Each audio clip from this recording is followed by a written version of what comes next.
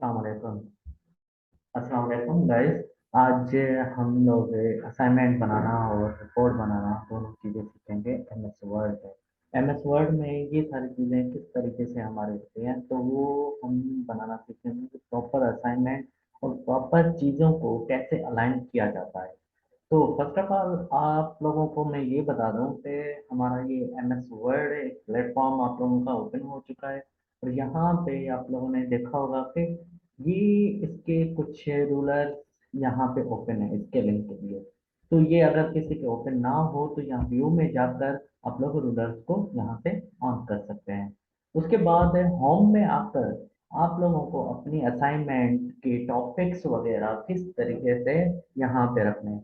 अगर कहीं से कोई डेटा आप लोगों ने कॉपी की है, जैसे कि मैं अभी यहाँ पे रैंक लिख रहा हूँ तो जैसे कोई टैक्स हमारी यहाँ पे आ जाए तो इसको मैं सिलेक्ट ऑल करके कंट्रोल सी कंट्रोल वी करता जाऊंगा जैसे कि हमारे असाइनमेंट का डॉक्यूमेंट यहाँ पे बन जाए।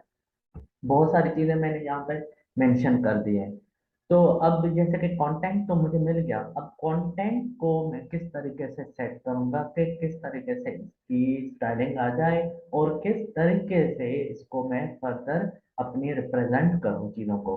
अब जैसे कि यहाँ पे फर्स्ट ऑफ ऑल जब कंटेंट आप लोगों ने कॉपी कर दिया तो इसको पूरे को ओवरऑल को सिलेक्ट ऑल करके आप लोगों ने करना क्या है, यहाँ पे क्लियर ऑल फॉर्मेटिंग। जो आप लोग नेट से या इंटरनेट से कोई भी चीज आप लोग कॉपी कर लेते हो तो वो फॉर्मेटिंग उसके ऊपर आ जाती है।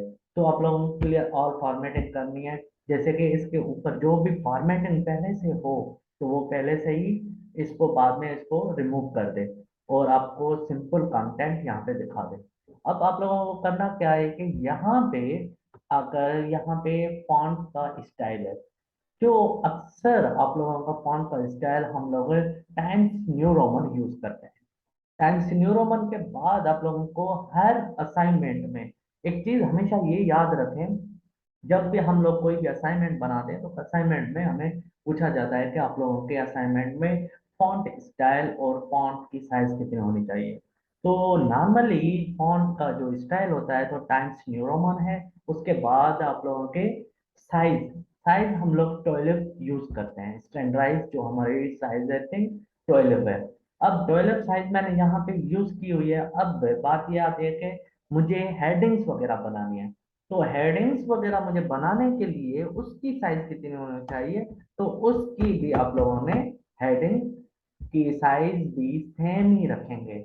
जस्ट इसको कंट्रोल बी करेंगे तो बोल्ड हो जाएगा। अगर कंट्रोल बी नहीं करना है तो यहाँ से भी आप लोगों का बोल्ड कर सकते हैं। इसकी शॉर्टकट की भी आप लोग देख सकते हो, कंट्रोल प्लस बी है, मेक योर टेक्स्ट बोल्ड। तो ये टेक्स्ट आप लोगों की बोल्ड हो जाएगी। तो इस तरीके से आप लोगों ने अपनी चीजों को फॉर्मेटिंग कर सकते हो। अब जैसे कि फॉर एग्जांपल एक मैंने चीजें यहाँ पे सेट कर दी। अब यहाँ पे एक चीज आप लोग देखें साइडों से, जैसे कि बुक होता है, बुक में एक ही सीक्वेंस आप लोगों के टेक्स्ट के होते हैं। अब यहाँ पे टेक्स्ट आप लोगों के थोड़ी से आगे पीछे है। अब इस आगे पीछे वाले टेक्स्ट को हम लोग क्या करते हैं, तो हम लोगों ने सारे को सिलेक्ट ऑल करते हैं। सिलेक्ट ऑल करने के बाद यहाँ पे जस्टिफाई करते हैं, कंट्रोल प्लस जे। जस्टिफाई से क्या होता है कि आप लोगों की टेक्स्ट जो भी आगे पीछे थोड़ी सी लाइनें वगैरह है वो सब एक सीक्वेंस में आप लोगों के आ जाएंगी। तो यहाँ से तक तो हमारी चीजें क्लियर है। तो अब आगे जाकर हम लोग ने क्या करना क्या है कि इनकी जो हेडिंग्स हैं, हेडिंग्स हमने बनानी है। हेडिंग से अगर हम किसी भी चीज की हेडिंग बना रहे हैं तो फर्स्ट ऑफ ऑल मुझे उसके यहाँ से थीम, थीम को भी मैं बोल्ड कलर कर देता हूँ, कंट्रोल प्लस डी। और उसके बाद मुझे यहाँ पे रीडिंग इजियर इसको भी मैं बोल्ड कर दूं और यहाँ पे इसको इंटर कर दूं, जैसे कि ये भी हमारी लुक लाइक का हेडिंग है। अब मैंने तीन यहाँ पे हेडिंग्स दी हुई है। अब यहाँ पे क्या होता है कि आप लोगों को एक मतलब मैं बताना चाहूंगा कि आप लोगों को इजी टू अंडरस्टैंड अपनी रिपोर्ट में आप लोगों ने अपनी हेडिंग्स बनानी है, इंडेक्सिंग बनानी है, तो वो किस तरीके से करेंगे। जब यहाँ से आप लोगों ने इस हेडिंग में आ जाएंगे, अब पूछ रहा है कि आप लोगों को टेक्स्ट कौन सी हेडिंग करनी है।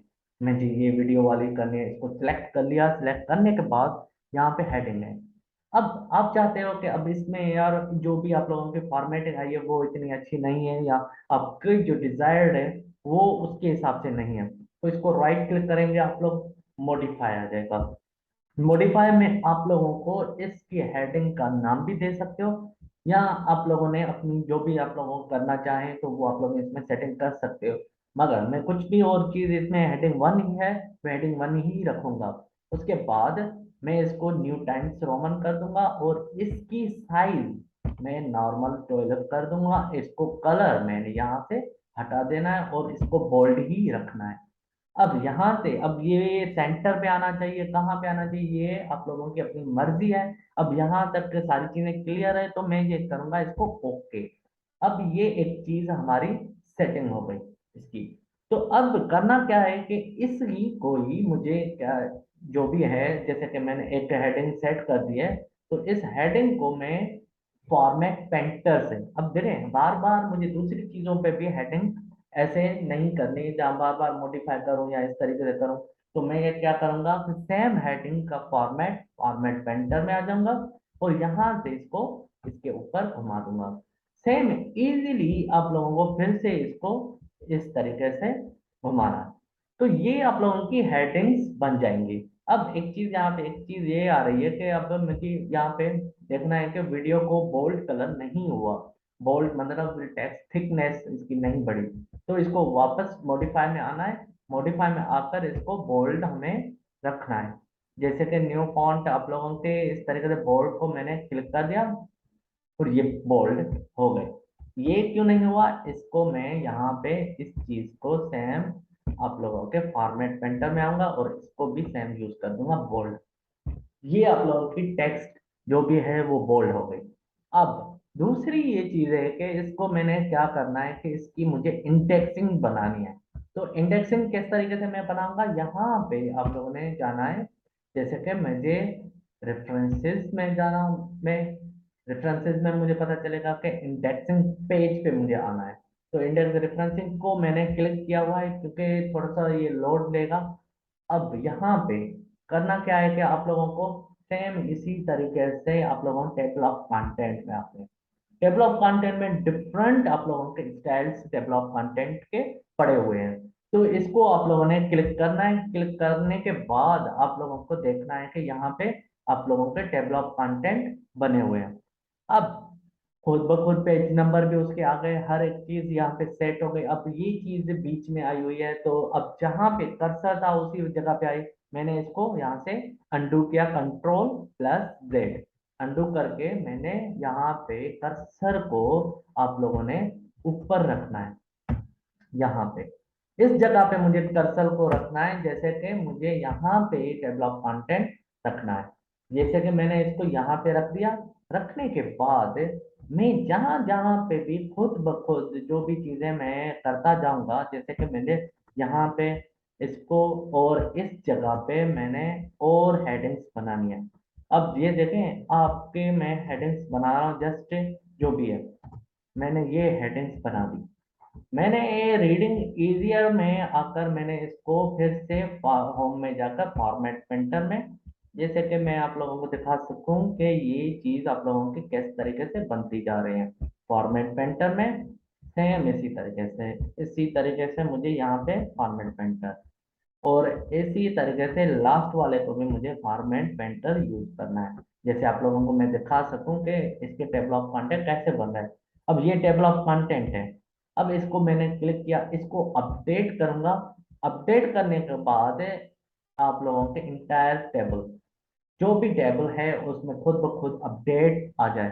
जहां पे भी आप लोगों ने हेडिंग्स बनाई थी उसके कंटेंट्स आप लोगों के खुद ब खुद पेज नंबर के साथ बन रहे। ये होती है कि आप लोगों को अपनी रिपोर्ट में टेबल ऑफ कंटेंट या पेज नंबरिंग हम लोग सिंपल रिपोर्ट में हम लोग किस तरीके से दें।